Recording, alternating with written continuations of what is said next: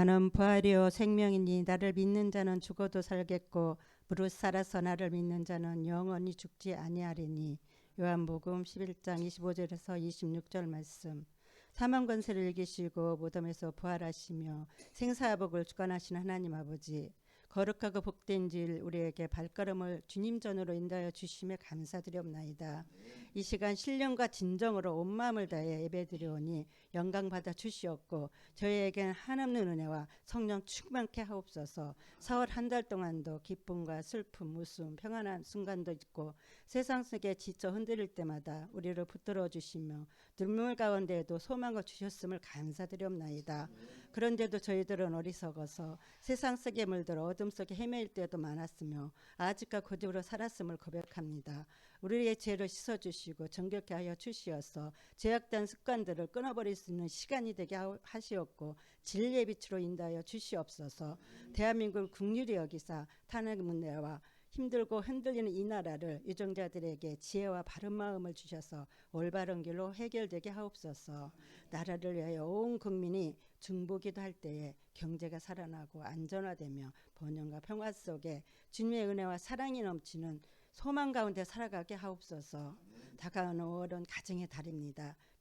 교회인 각 가정마다 사랑이 넘치고 복의 열매가 가득하며 우리의 마음이 주님을 닮아 믿음의 반석이 굳건히 서게 하옵소서.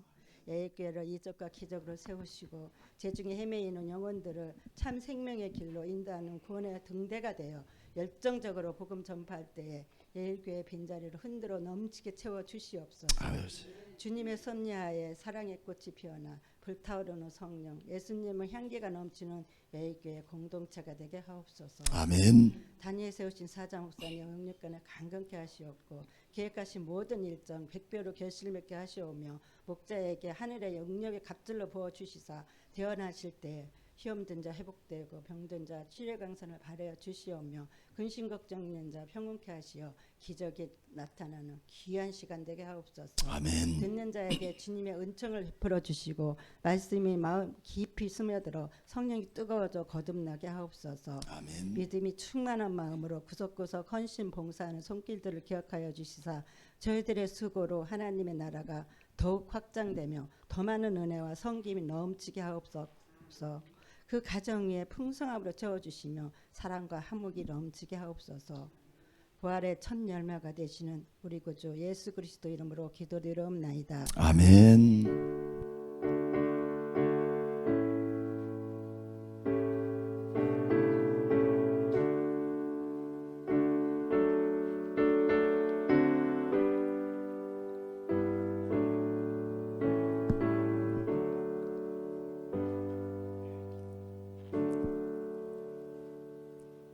초대교회에 7 집사를 베드로는 선택해서 세우게 됩니다.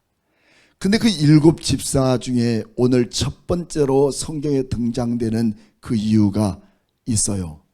왜 하나님은 사도행전적 초대교회가 시작되면서 7 집사 중에 그 이름 스데반이라는 사람을 오늘 성경에 피력하고 있는지.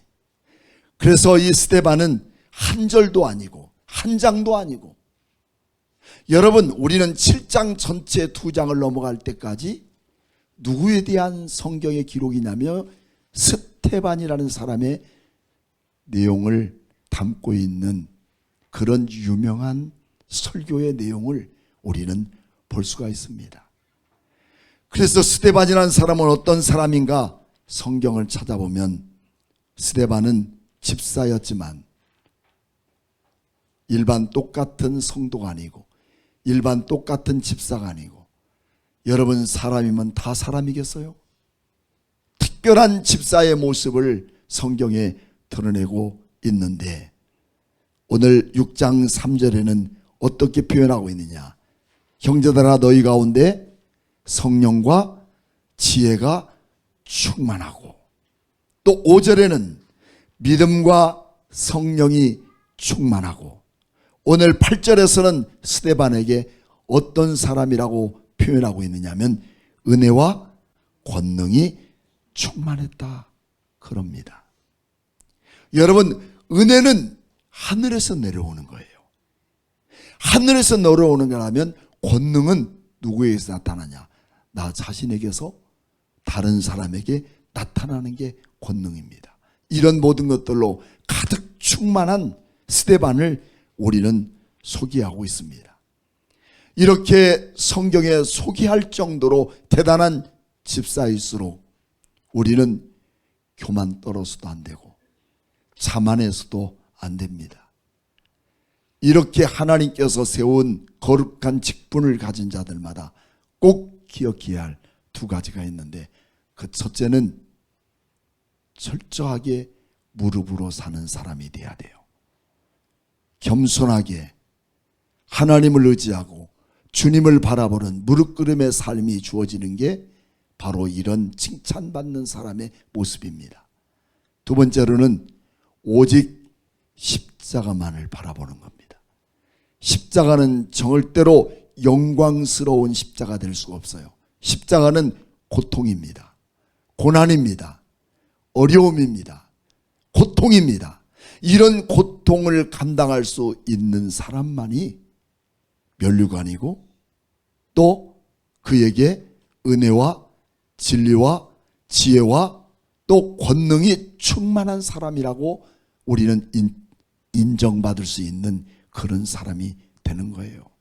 남들에게 인정받는다는 게 그냥 인정받는 게 아니에요. 인정받을 만한 그런 아름다운 미덕과 믿음에 대한 분량이 그 사람의 존재를 말해줄 수 있기 때문에 우리는 모든 사람에게 칭찬받는 사람뿐만 아니라 본받고 싶은 사람들 되기를 주님의 이름으로 축복합니다. 그런데 오늘 6장 8절 말씀에서는 뭐라고 말씀하고 있느냐면, 이른바 스데반은 은혜와 권능이 충만하여 큰 기사와 표적을 민간에게 나타내니 9절에는 이른바 자유민들 즉 구레네 알렉산드리아인 길리아와 아시아에서 온 사람들의 회당에서 어떤 자들이 일어난 스데반과의 더불어 논쟁이 벌어지게 된 것입니다. 자, 우리는 앞에 한번 봅시다. 우리는 사도행전이 이제 시작되면서 마지막 때까지 우리는 이런 PPT를 사용해 여러분들에게 보여줘야 돼요. 왜냐하면 지명과 이름에 대한 부분이 상당히 우리에게 뭘 말해주고 싶어 하는지 주님의 거룩한 약속이 들어있기 때문입니다. 오늘 이스라엘 백성들에게는 가장 큰 이와 같은 역사의 계단이 필요합니다. 바로 그것이 어떤 부분이냐면 페르시아 통치 때부터 로마 시대까지 이 시대를 우리는 뭐라고 말하냐면 신구약 성경의 중간사.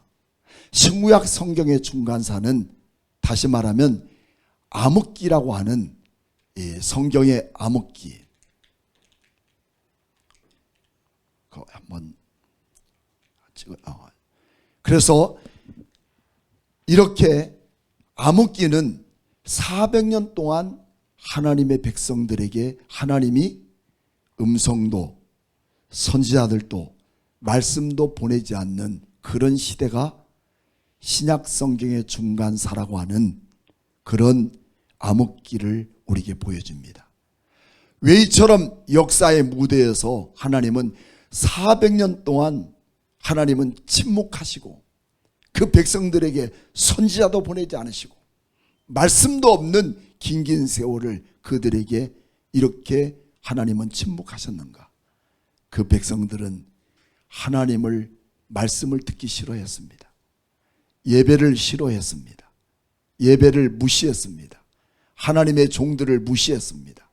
이런 모든 일로 70년 동안이나 이스라엘 백성들에게 포로 생활하고 감옥 생활했음에도 불구하고 그걸 깨달지 못했던 그 백성들에게 하나님은 아예 침묵하기로 결정했던 것입니다.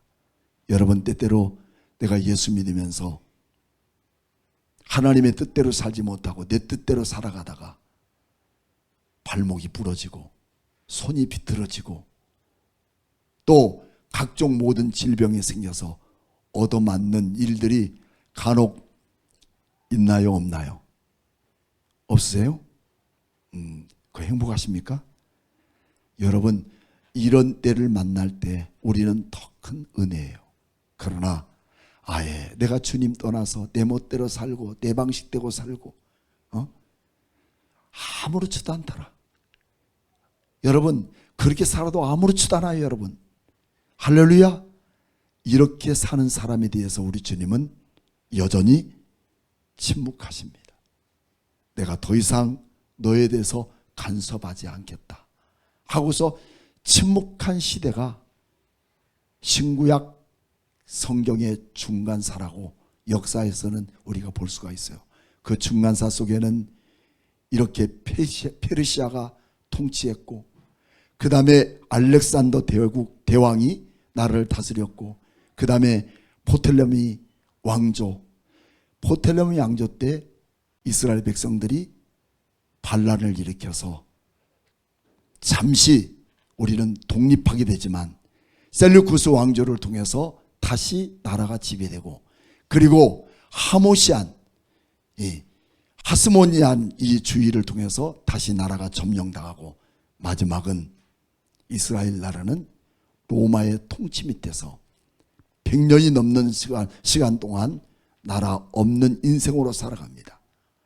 결국은 하나님 없는 백성들에게 이 400년의 침묵은 이스라엘이 피폐될 수 있도록 정말 비극적인 아픔과 암흑 속에서 살아갈 수밖에 없는 이들에게 가장 원했던 것 중에 하나는 다윗의 통치력과 능력 있는 왕이 우리에게 있었으면 좋겠다고 아우성치는 사람들의 목소리, 바로 그 소리가 호산나입니다. 호산나, 다윗의 자손이요. 그런 호산나 같은 다윗의 자손이 이 땅 나라를 통치할 사람을 우리 하나님 제발 보내주세요 외쳤던 게 이스라엘 백성들입니다. 바로 그가 누굴까요? 그는 구약에서 말하는 메시아가 오시기를 기다렸던 거죠. 그래서 이스라엘 백성들은 메시아가 오실 것을 기다렸던 그 메시아가 바로 오셨다고 인정하고, 종려가 아주 나무를 꺾어들고 호산나 다윗의 자손이여, 오실 당신이 메시아라고 외쳤지만 그 메시아는 단 한순간에 바꿔지고 죄인으로 바뀐 그 이유가 무엇인가 하면, 자, 그 다음 보면 그 이유는 바로 이것입니다. 로마 정부 통치 때 이스라엘 백성들을, 물론 이런 모든 과정 속에서 400년의 그 긴 세월 동안에 유대민족 속에는 훌륭한 정치인들, 훌륭한 과학자들, 대단한 그런 이목이 끌리는 사람들을 다 포로로 잡아다가 자기 나라의 노예를 삼거나 종을 삼거나 다 데려간 겁니다. 로마 시대 때도 마찬가지입니다. 로마 시대 때도 그 유능한 사람들을 다 잡아다가 가정 노예를 시키고 종을 시켰습니다. 하지만 이 이스라엘 백성들, 그리고 유대인들의 특징은 그들이 모이는 곳곳마다, 그들이 어느 곳에 있든지 있는 곳에는 뭘 만들었냐면 회당을 만듭니다. 회당을 만들고 거기서 하나님을 예배하는 백성들이었죠. 바로 그것이 유대인들입니다. 그것을 우리는 자유민이다, 9절에 나오죠. 자유민들이다, 또 디아스포라다, 이렇게 우리는 말하면서 흩어진 유대인들이라고 그렇게 우리는 보고 있습니다. 이런 흩어진 유대인들 속에 누구와 오늘 변론을 하게 되냐면, 스데반은 이렇게 9절에 있는 사람들과 스데반이가 논쟁이 벌어졌어요. 논쟁이 벌어졌다는 거죠. 그 논쟁이 무엇인가? 근데 이 논쟁 속에는 바로 종교 지도자들이 예수님 당시에 십자가에 못 박는 일에도 역시 마찬가지로 종교 지도자들, 여러분 혹시 그 종교 지도자들의 사람들이 어떤 사람인지 아시죠? 대제사장, 꼭 우리 잊지 말아야 할까, 바리새인, 사두개인, 서기관, 그리고 열심당, 에세네파, 이런 사람들이 다 여러분 종교 지도자들이었어요. 이런 종교 지도자들과 누구와 지금 부딪히게 되냐면 스데반 집사, 성령이 충만하고 지혜와 은혜가 충만한 이 집사님과 부딪히게 된 것입니다. 자, 이 부딪히게 된 것은 바로 논쟁의 문제라는 거예요. 아직 논쟁에 대한 부분이 무슨 문제인지는 알 수 없었지만 이 논쟁의 문제로 말미암아 흩어진 유대인들, 곧 디아스포라라고 하는 이런 사람들은 각국에 흩어졌다가 1년에 한 번씩 예루살렘에 와서 예배를 드립니다.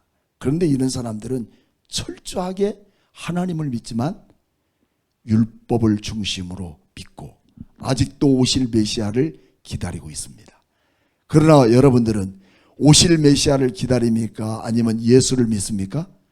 우리 예수님은 반드시 그 메시아로 이 땅에 오셨지만 유대인들은 그 예수가 메시아가 될 수 없다는 거예요. 그래서 그들은 예수를 뭐라고 표현하느냐?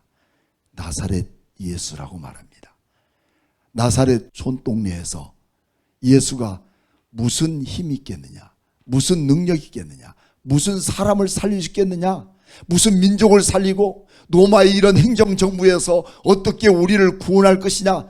그는 우리와 다를 바가 없는 똑같은 사람이라고 인정한 그들이 바로 이렇게 유대인들이었어요. 그래서 예수님 시대나 지금 교회 시대가 탄생하는 지금도 역시 동일하게 유대인들은 다를 바가 없는 겁니다. 이런 사람과 스데반이가 이렇게 논쟁을 벌릴 때마다 10절 말씀에 같이 한번 읽어볼까요? 시작. 스데반이 지혜와 성령으로 말함을 그들이 능히 당하지 못했다는 거예요. 여러분, 왜 이처럼 스데반을 능히 당하지 못하도록 그 스데반의 입술에 능력을 주셨는가 하는 것은 스데반은 성령이 충만한 사람이야. 자기 생각대로 살지 않아요. 자기 뜻대로 살지 않아요. 남이 말하는 것 때문에 흔들려지는 지조 없는 인생이 아닙니다. 성령이 그 속에 임하셔서 그 사람을 통치하고 다스리는 사람으로 쓰임받고 있었다는 거예요. 오늘 여러분들에도 그런 일이 있기를 축복합니까? 그런 말씀이 어디 있는가? 여러분 마태복음 한번 찾아보시겠어요? 마태복음 10장 19절에는 그렇게 말씀하고 있어요. 조금만 앞으로 넘기시면 마태복음 10장 19절에 소개하고 있는 말씀이 있어요.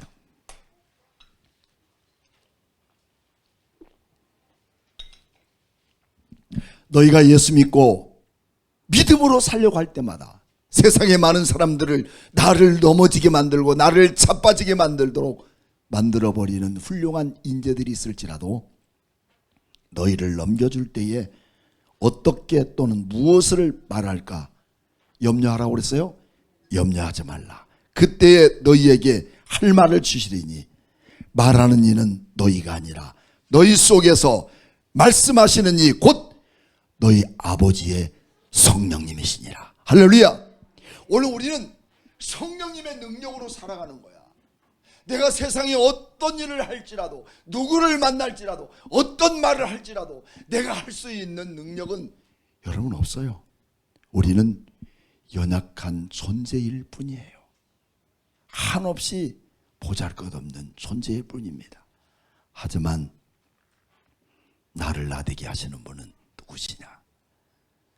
성령께서 너에게 무슨 말을 어떤 말을 할 것을 주님이 가르쳐 주시고 말하게 하시고 너희가 어떻게 무엇으로 살 것인지 주님께서 가르쳐 주시고 이끌어 주실 줄로 믿습니다. 사람이 살아가다 보면 진짜 어려운 난간에 부딪히게 될 때가 있어요. 간혹 그럽니다. 그때마다 우리 주님은 우리에게 선택할 수 있는 고난의 사인을 주십니다. 야, 너 이때 너 무엇 하기를 원하느냐? 어떤 일을 하기를 원하느냐? 주님은 나에게 선택권을 주셔요. 그때마다 잘난 내 힘이 아니고 내 능력이 아니라 주님이 나에게 하실 일을 이끄실 것을 믿습니다. 주님의 도우심을 구하는 자들에게 주님은 예나 지금이나 앞으로도 우리의 모든 인생을 내 눈에 보이고 느껴진 것으로 살아가지 않게 하시고 주님이 통치하시고 주님이 다스리셔서 우리 인생이 땅에 끝날 때까지 주님이 끌어주시고 주님이 인도하심을 믿습니까? 그래서 그 주님은 내가 곧 너의 삶의 길이요 진리요 생명이니라. 여러분, 생명 없는 사람들의 생각은 다 자기의 생각, 자기의 원칙을 주장합니다. 하지만 생명 있는 사람의 삶은 우리의 모든 것 속에 예수 그리스도의 삶을 삽니다. 세상에 어떤 황금을 준다 해도 여러분 우리 요동치 않습니다. 어떤 것을 준다 해도 우리의 믿음 흔들리지 않는 거예요. 세상이 흔들려도 결코 변하지 않고 흔들리지 않는 게 여러분 우리 그리스도인들의 지조 아니겠어요? 그리스도인들의 지조인 거예요. 오늘날 수많은 이단 종파들에게 넘어가는 그 부분이 무엇이냐? 가장 어렵고 힘들고 교회를 바라봐도 누구도 나를 도와줄 것 같지 않으니까 덜러덩 자기와 만나는 사람들이 나를 이끌어줄 거라고 생각하고 돈도 빌려주고, 여러분 그게 다 미끼예요. 미끼에 코 끼어서 천사같이 말하지만 그건 천사가 아닙니다. 천사가 위장된 삶으로 그를 코 끼어서 영혼을 빼앗아 먹는, 영혼을 갉아먹는 무서운 이단 종파들이 우리 한국에서 우후죽순으로 지금 성장하고 있는 것 아닙니까? 하지만 오늘 우리는 왜 이처럼 그런 사랑이 없어도 여러분들은 이 자리에 이 믿음, 이 신앙 지켜가고 있는가? 그것은 지금도 나를 아시고 지금도 나를 지키시고 지금도 나를 바라보시면서 나를 끝까지 책임지시고 이끌어주실 그 주님 한 분이기 때문에 나는 그 주님 바라보며 나가는 것이에요. 이런 귀한 신앙이 오늘 귀한 성도들에게 있기를 축복합니다. 근데 이 논쟁 끝에 이렇게 지혜와 성령으로 말함을 감당하지 못하는 이 흩어진 유대인들이 제목을 찾아야 되는데 그 제목이 무엇이냐를 찾지 못하는 거야. 말은 잘하는데 너 이런 죄로 네가 잘못했구나라고 하는 그 제목을 찾지 못합니다. 그래서 11절 말씀, 사람들이 매수했다는 것은 좋은 의미가 아니죠. 돈 주고 사람을 거짓으로 사들여서 말하게 하되 사람이 모세와 하나님을 모독한다는 것을 우리가 들었노라 하게 하고, 듣지 않았지만 하나님을 모독했단 말로 너는 들었다고 다 이렇게 인정하라는 거야. 다 그 돈 먹고 하는 짓들입니다. 그래서 백성과 장로와 서기관들, 이런 사람들이 다 어떤 사람들입니까? 종교 지도자들 아닙니까? 정당한 권리와 정당한 그런 진리가 무엇인지를 바로 아는 사람들이 돈 몇 푼에 이렇게 그 사람의 정체성까지 팔아먹는, 썩어버린 로마 정부 속에 주어진 정치적 세력은 얼마나 비참한가를 우리는 보여주고 있습니다. 그래서 이런 사람들을 충동시켜서 잡아가지고 공회까지 데려옵니다. 그리고 또 13절에는 뭐라고 해요? 거짓 증인을 세웁니다. 야, 너 듣지 않았어도 너 반드시 들었다고 얘기해. 여러분 얼마나 더러운 인생일까요? 진실을 말해도 다 못하고 사랑을 다해도 다 사랑하지 못하는데 거짓된 것으로 증인이 되게 하는 거, 여러분 우리 대한민국 사회의 모든 현실 아닙니까? 하지만 우리가 손해보는 일이 있어도, 우리가 망하는 일이 있어도 진리 앞에 흔들려지지 않기를 축복합니다. 이것이 그리스도인이 살아가는, 그리스도인들이 선택하는 길이요, 그리스도인들이 걸어가는 거예요. 이럴 때 우리는 그리스도인이 되는 거예요. 교인 되지 맙시다. 교회 왔다 갔다 하는 사람 되지 말고, 세상이 무너지고 세상이 뒤집어지는 일이 있다 해도 내 자신이 하나님의 종된 것을 인정하고 내 평생의 삶의 주님이 끌어줄 걸 믿는다면 그런 모든 것에 흔들려서는 안 되는 거예요. 그래서 사람을 매수하고 거짓 증언을 세워서 오늘 스데반을 공회 앞에 내어주는 부분을 우리는 보게 됩니다. 참 안타까운 부분이죠.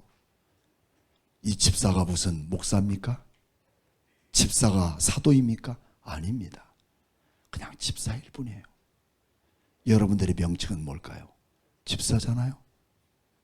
그럼에도 불구하고 어디 가서 말 한마디 못하는 그 이유는 내가 원래 말 못해, 내가 원래 표현 못해, 사랑한다는 말도 못하는 사람이야. 아니, 왜 그런 인생으로 살아요? 여러분 안에 무한한 가능성을 주시고 무한한 진리를 주시고 지혜와 능력과 성령을 부어주시기로 약속한 주의 영이 오늘 여러분에게도 함께 있으면 아멘 합시다. 아멘입니까? 그러면 반드시 그분이 일하십니다. 우리 하나님이 일하시는 거예요. 여러분, 나는 아무 힘이 없어요. 내가 할 수 있는 일이 진짜 없습니다. 반드시 하나님이 그때마다 할 말을 주시고 할 일을 주시고 또 할 사람 보내주시고 일거리도 보내주시고, 여러분 그러는 거 아닙니까? 저는 우리 김혜종 씨 사업장을 갔습니다. 제가 그런 얘기를 약속했어요. 내가 이 사업장에 당신은 사장님이고 나는 뭐라 하겠더라? 기억이 안 나요? 뭐라 했어요? 왜 내가 그걸 잊었겠습니까? 회장님입니다. 그럼 뭘 말하냐? 내가 생각할 때마다 당신의 기업을 회장으로서 책임질 것은 물질적으로 책임지지 않지만 내가 할 수 있는 일은 뭐뿐이다? 기도뿐이다. 기도 외에 다른 유가 없다. 이게 우리 신앙 아닙니까? 우리가 무슨 힘이 있어요? 기도의 능력이, 기도의 권세가 다른 일감을 불러주시고 다른 사람을 보내주시고 다른 사업자를 만들어주시고 다른 사업감을 보내주셔서 경제적 어려움 속에서도 또 다른 삶을 나갈 수 있는 그 길들을 열어갈 수 있는 게, 여러분 그것까지 해야 되는 게 목회자의 사명 다 아닙니다. 가장 중요한 것은 우리가 영혼 살리는 거룩한 일이 우리 몸된 교회 안에 목표가 되고 목적이 돼야 되는 거예요. 무슨 일을 했느냐 그거 중요하잖아요. 얼마만큼 새벽 예배드냐 중요하지 않아요. 하지만 우리의 진정한 목표는 생명 살리는 교회, 이를 위해서 우리의 재물도 우리의 욕심도 우리의 욕망도 다 되어지고 그들을 품고 살아가는 마음들이 우리에게 주어져야 되는 건 아니겠습니까? 나를 빼놓으면서까지도 그 영혼을 살리는 마음, 그것이 우리에게 주어져야 된다는 것입니다. 이는 바로 어떤 일을 스데반의 제목을 지었느냐, 두 가지입니다. 첫째는 나사렛 예수가 성전을 헐어버리라고 했다. 또 하나는 유대인의 율법을 확 뜯어 고쳐야 된다. 그렇게 누가 했다는 거야? 스데반이가 했다는. 그럼 그런 말 했어요? 여러분 14절 그의 말이 이 나사렛 예수가 이 성전 이곳을 헐고 또 모세가 우리에게 전해준 율법을 고치겠다 이렇게 말했다는 겁니다. 근데 여러분, 예수께서 성전을 헐어버린다는 얘기는 했습니까? 안 했습니까? 자, 요한복음을 보겠습니다. 요한복음 2장 19절 말씀에 예수께서 대답하여 이르시되 너희가 이 성전을 헐어라 했어요, 안 했어요? 했죠? 헐어버리라는 이야기는 19장에서 20장까지 내용을 보면 헐어버리면 내가 사흘 동안에 반드시 일으키리라 하는 것은 너희들이 그렇게 율법의 강조성을 두고 이 성전을 46년 동안 지었을지라도 사람이 지은 것에 대한 것을 말하는 게 아니라 너희들이 아무리 노력하고 너희들이 아무리 힘쓰고 율법을 갖고 살할지라도 그 율법으로 완성되는 게 아니에요. 그래서 로마서 8장 5절 말씀에는 우리가 아직 죄인 되었을 때 그리스도께서 우리를 위하여 죽으심으로 하나님이 우리를 향한 그의 사랑을 어떻게 했어요? 확증하셨느니라. 여러분, 우리가 율법으로 매일매일 송아지 잡고 매일매일 양을 잡고 여러분 여기에 다음 주에도 송아지 양으로 가득 차야 될 사람 많습니다. 그래도 그것이 우리 완전하지 않아요. 그렇지만 단 한 번에 대속자이신 예수, 죄 없으신 예수 그리스도의 단 한 번으로 죽으신 후에 며칠 만에 사흘 만에 너희들이 아무리 율법적으로 이 땅 위에서 46년 동안 지은 성전이라도 너희가 헐어버리면 내가 다시 세우리라는 것은 예수님의 부활을 말하고 있는 거예요. 예수님의 부활이 우리의 소망이며 율법으로 망가지고 깨지고 변해버릴 수밖에 없는 우리 인생이 다시 살아나는 생명을 가진 백성으로 태어난다는 사실을 우리에게 말씀해주고 있는 거 아니겠습니까?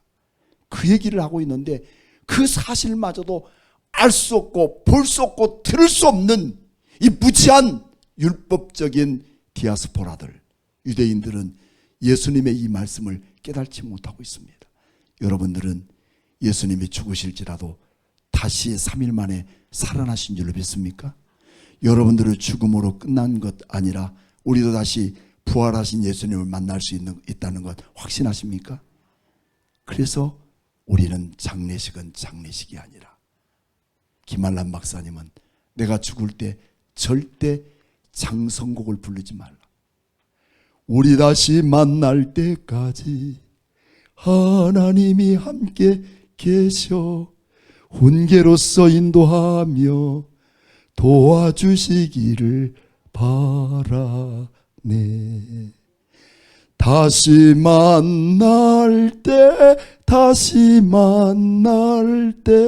예수 다시 만날 때 다시 만날 때 그때까지 계심 바라네. 할렐루야.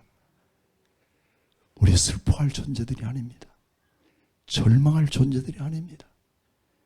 다시 주님 나라 그 안에서 다시 만날 것을 생각하며 우리는 감사하는 그런 신앙의 자세가 주어져야 돼요. 또 두 번째는 율법을 우리 주님이 피하려고 했느냐? 아니라는 거예요. 마태복음 5장 17절에서 그 말씀 뒤에 보면 피하려는 것이 아니라 그 율법을 완성하게. 율법으로서는 절대 우리가 구원받을 수 없어요. 여러분, 법으로서 여러분 성도가 될 수 있는 자격이 있어요? 없어요. 우리는 늘 넘어지고 늘 실패하고 늘 범죄하고 늘 미워하고 시기하고 질투하고 이런 사람으로 살 수밖에 없어요. 그럼에도 우리의 타이틀은 뭐예요? 집사고 목사고 장로이고. 그런데 우리 주님은 그런 나를 아까 로마서 8장 5절 말씀처럼 우리가 아직 죄인이야. 죄인 됐을지라도 너희를 위하여 우리 주님은 십자가에 죽으신 것은 하나님이 너를 사랑하기 위한 확증이다. 내가 그럼에도 너를 사랑한다. 따라해 볼까요? 그럼에도, 그럴지라도 너를 사랑한다. 너를 집사라 세워줬다는 거예요. 우리 온전하지 않아요. 그래서 우리는 더욱 그런 일을 맡을 때마다 성실하고 정직하고 분명하게 하나님의 거룩한 일을 감당해야 할 그 분명한 당위성을 우리가 가지고 살아야 되는 거예요. 그때에 스데반은 어떤 일을 행했는가? 6장 15절 같이 읽어봅시다. 시작. 공회 중에 앉은 사람들이 다 스데반에 주목하여 보니 그 얼굴이 천사의 얼굴 같았더라 라고 쓰여졌습니다. 여러분, 천사의 얼굴, 아무런 죄도 없는데 부당한 일을 만나서 모든 사람이 거짓 증인을 세워가지고 돈 주고 사가지고 자기 자신을 이렇게 공의 앞에서 죽일 사람 만들었는데 그런 얘기를 듣고 핑계대고 웃으면서 축복할 사람이 누가 있겠어요? 여러분, 여기서 제가 한마디만 찔리면 성질나고 나갈 사람 나가지 않을 사람 있을까? 없어요. 진짜 비유상하게 만들면 다 내가 던지고 나갈 사람, 저도 마찬가지입니다.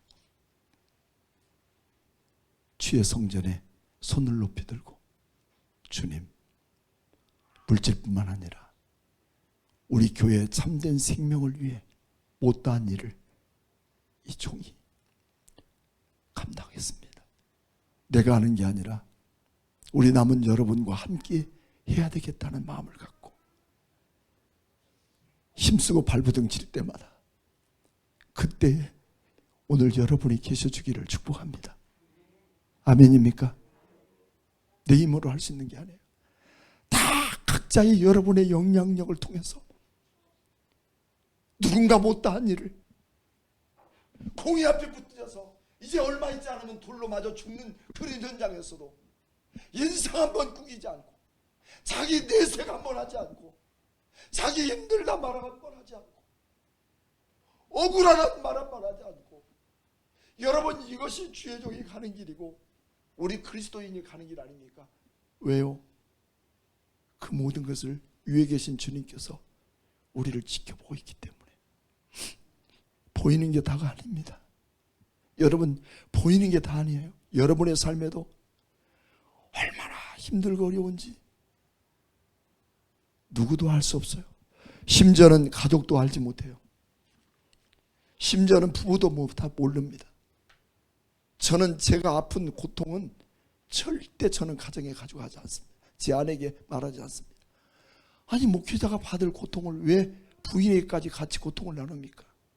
근데 저분은 알더라고. 또 그 기도하면서 느낌을 다 알아.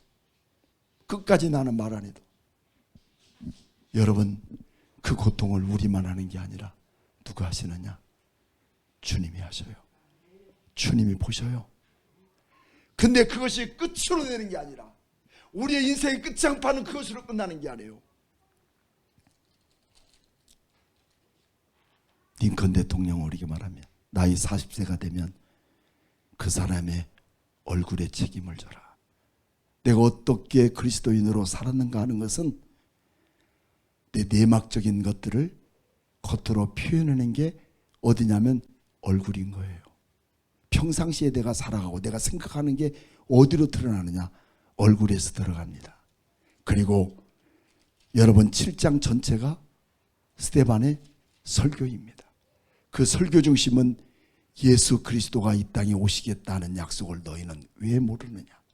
왜 그 메시아가 예수인 것을 너희는 알지 못하느냐?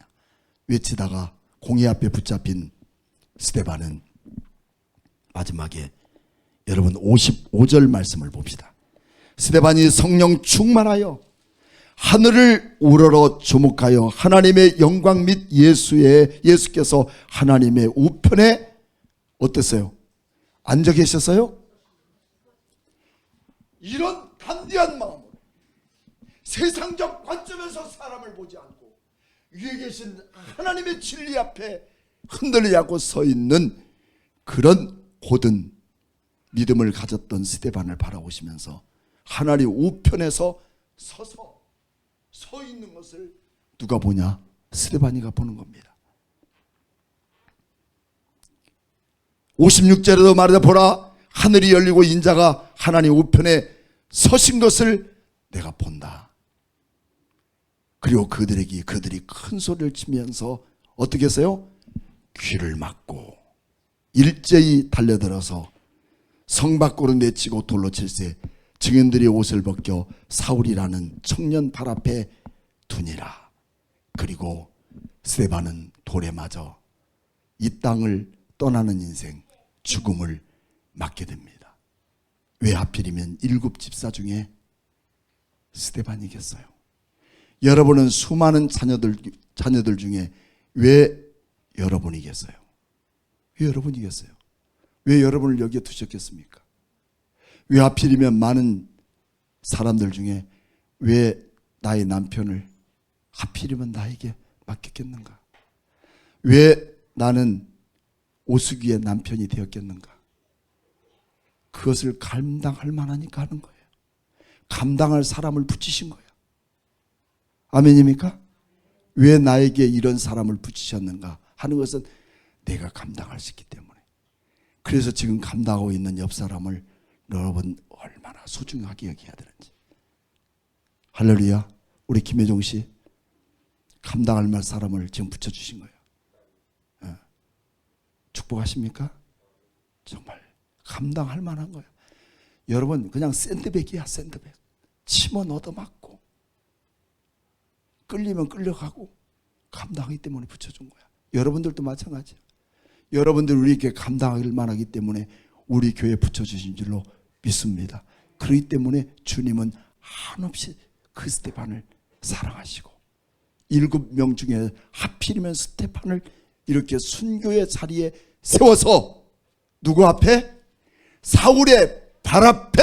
이것이 초대교회의 시작입니다. 사울의 발 앞에서 죽어져가는 그 스데반의 얼굴에는 천사와 같았고 그 입술 고백 보십시오. 아버지 저들의 잘못을 저들에게 돌리지 마십시오. 이것은 내가 감당할 만하니 내가 이렇게 돌무더기 속에서 죽어져 갑니다. 이런 성도가 될 것을 믿습니까? 아니, 아멘 하지 마세요. 조금만 뭐라 하면 토라지고 삐지고 시험 들었고 원망하고 무슨 목사가 저러냐고 무슨 교회가 그러냐고 아멘 할 일 아닙니다. 그렇지만 스데반의 그 본심 오직 그 천사의 속에 있는 이 내공은 하루아침에 만들어지는 거 아니에요. 하루아침에 된 게 아니라 별별 일이 생겨도 변치 않는 그 마음 스데반 속에 지어진 것 때문에 누가 지금 그 광경을 보고 있습니까? 사울이라고 하는 청년, 이도 유대인입니다. 사울이라는 청년이 스데반의 모습을 보고 마음에 큰 지진이 일어나 버립니다. 아니 어떻게 저놈은 저런 현장에서 원망하고 불평하고 욕하지 않으면서 지가 예수처럼 저들의 죄를 돌리지 말라고 하고 죽어져 가는가. 그것을 보고 마음에 지진이 생긴 거야. 그 고민 때문에 그 고민을 갖고 이제 우리는 8장으로 넘어갑니다. 그게 사울이 바울이 되는 과정이에요. 여러분 전율이 하지 않습니까? 한 사람의 하나님의 사람이 한 사람이 현실에 민감하지 않고 위에 계신 주님만을 바라볼 때 그 사람을 통해서 새로운 역사의 무대가 펼쳐지는 교회 시대가 우리 교회 안에도 그렇게 이뤄질 걸 믿고 그 한 사람을 찾으신 그분이 바로 누구인가? 누구일까? 나입니다. 나이심을 믿습니까? 내가 오직 유일하게 오늘 우리가 전해야 할 오직 한 가지는 예수는 그리스도요. 그분으로 조그마한 사람이 되어서 변질된 우리의 모든 삶이 아니라 변화된 그리스도인으로 살아가는 여러분 되기를 주의 이름으로 축복합니다.